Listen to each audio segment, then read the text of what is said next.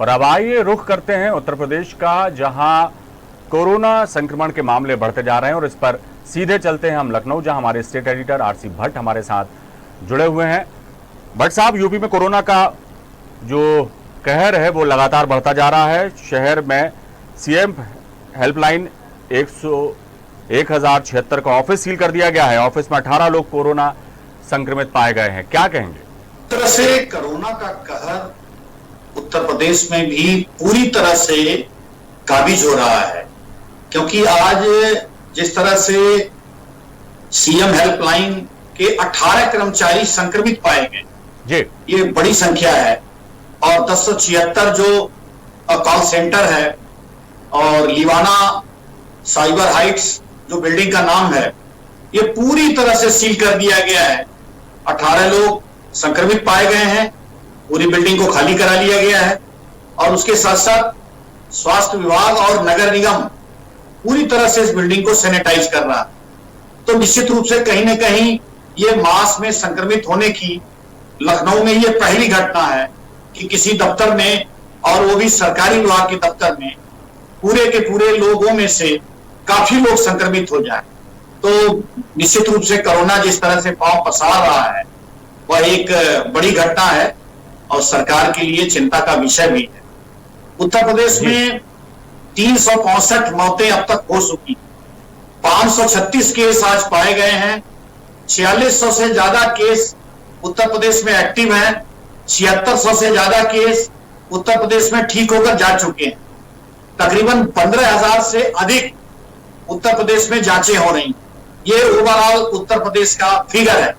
उत्तर प्रदेश में कल से आज तक में 20 मौतें एक दिन में हुई हैं, ये बड़ा फिगर है। और जो 536 मरीजों का फिगर है जो कोविड-19 के पाए गए हैं, वो भी सबसे अधिक फिगर है। यानी कि जिस तरह की लगातार हम अपने व्यूअर्स को बता रहे हैं कि उत्तर प्रदेश में बढ़ते हुए क्रम में कोरोना है और धीरे धीरे ये कहीं ना कहीं पूरी तरह से पांव पसारने की कोशिश कर जी भट्ट साहब, ये तो रही वो बात कि जिसमें ये पता लगता है कि उत्तर प्रदेश में किस तरह से कोरोना पांव पसार रहा है। और सीएम हेल्पलाइन दफ्तर में भी 18 लोग कोरोना पॉजिटिव पाए गए हैं, लिहाजा एहतियात बरतने की बहुत जरूरत है। रिकवरी रेट उत्तर प्रदेश में क्या है? इसको बढ़ाने के लिए क्या कुछ उपाय किए जा रहे हैं? देखिए, रिकवरी रेट तकरीबन 60% के आसपास है जी, और सरकार बहुत कोशिश कर रही है कि रिकवरी रेट बढ़े। और उसका नतीजा ये है कि तकरीबन 7600 लोग ठीक होकर जा चुके हैं और उसके साथ साथ 4600 से अधिक लोग अभी भी जो है वो कोविड-19 से सफर कर रहे हैं।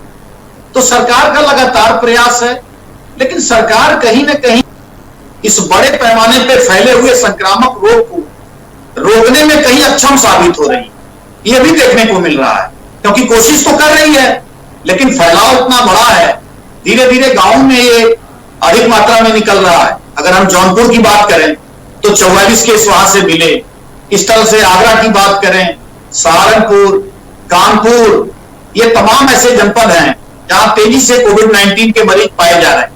और जैसे जैसे टेस्ट हो रही है वो टेस्ट से और नतीजे जो निकल के आ रहे हैं, वो मरीजों की संख्या बढ़ती निकल के आ रही है। 536 केस अब तक का सबसे अधिक केस, 365 मौतें हैं, 12,000 से ऊपर अब तक केस पाए गए। यानी कहीं ना कहीं जांच की जो रफ्तार है वो बहुत धीमी है। यानी कि अगर हम सिर्फ 12,000 जो है सिर्फ अभी लोगों को डायग्नोस कर पाए हैं, तो निश्चित रूप से कहा जाए कि 15,000 की संख्या रोज की है, लेकिन 12,000 अब तक लोग निकले हैं।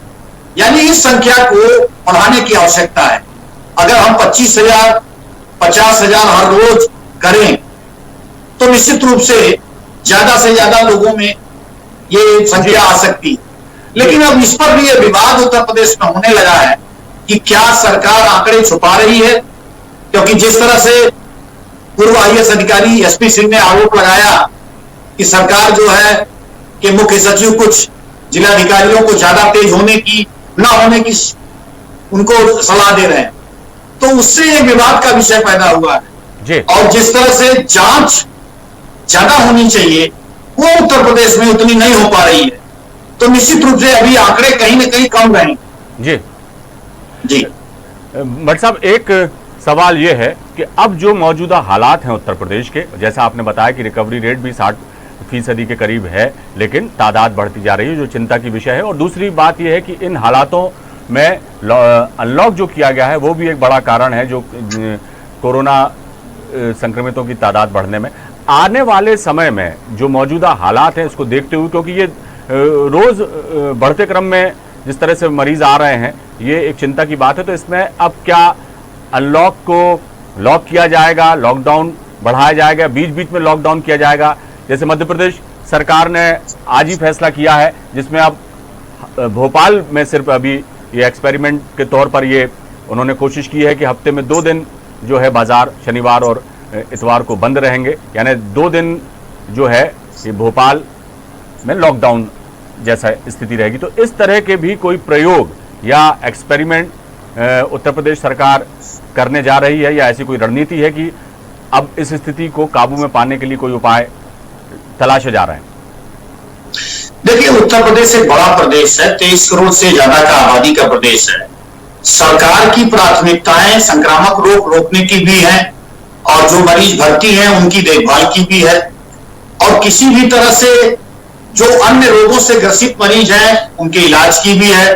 बहुत सारे मरीजों के ऑपरेशन रुके हुए थे, ओपीडी नहीं चालू थी, वो अपने अन्य रोगों से जो ग्रसित थे वो दिखा नहीं पा रहे थे, तो सरकार को वो भी व्यवस्था देखनी है।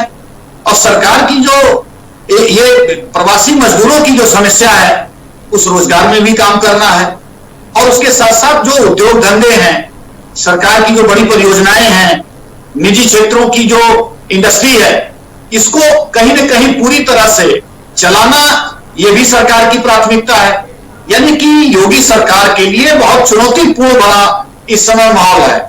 और जिस तरह से मैं अपने चैनल के माध्यम से लगातार ये व्यूअर्स को 25 मार्च से बता रहा हूं कि ये कोरोना का जो ये इतना जल्दी अभी जाने वाला नहीं है, और सरकार ने भी ये स्वीकार कर लिया है और लगातार बयान दिया है कि ये लंबा चलेगा। उसके साथ साथ सरकार अब उसी परिवेश में रहते हुए सारे काम करने की कोशिश कर रही है और जनजीवन को सामान्य बनाने की भी कोशिश कर रही है कि इंडस्ट्री भी चले, लोग ऑफिस भी जाएं, लोग जो अपने काम करते हैं वो करें, पटरी व्यवसायी भी काम करें, दुकानें भी खुलें, सभी चीजों को छूट दे दी गई है। लेकिन इस छूट का नतीजा यही हुआ है अविनाश कि धीरे धीरे कोरोना जो है अब पूरी तरह से अपने चरम पर आने की कोशिश कर रहा है, और निश्चित रूप से आगे चलकर उत्तर प्रदेश में 1000 मरीजों का रेशियो जो है वो होने वाला है, और उसके साथ साथ मौतें भी निश्चित रूप से उत्तर प्रदेश में बढ़ती जाएंगी, क्योंकि अभी 22 तारीख से मानसून शुरू हो जाएगा।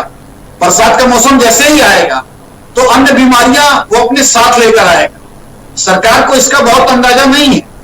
उसके साथ साथ अन्य बीमारियां जब होती हैं तो कोरोना का अटैक और ज्यादा होगा और उससे मौतें और बढ़ेंगी। सरकार को निश्चित रूप से सरकार ये कोशिश कर रही है कि सभी जनपदों में कोविड हॉस्पिटल बनाए जाए, 1 लाख बेड की व्यवस्था की जाए और जांचों की संख्या तेजी से बढ़ाई जाए। लेकिन जो जांचें हो रही हैं वो नाकाफी हैं। अगर 25,000 से लेकर 50,000 के बीच में अगर ये जांचें होती हैं तो निश्चित रूप से सरकार कहीं न कहीं ज्यादा से ज्यादा मरीजों को आइसोलेशन कर सकती है। यही एक बड़ा भी और सवाल भी है इनके सामने। चलिए देखना होगा अब किस तरह के व्यवस्था सरकार करती है, क्या वैकल्पिक व्यवस्थाएं करती है, क्योंकि उसे दैनिक गतिविधियों को भी सुचारू रखना है और इस बीच कोरोना संक्रमण से भी लड़ना है। तो दोनों ही बातें हैं, चुनौती बड़ी है। अब इस चुनौती से किस तरह से पार पाती है उत्तर प्रदेश की योगी सरकार, ये देखना दिलचस्प होगा। बहुत बहुत शुक्रिया इस तमाम जानकारी के लिए भट्ट साहब।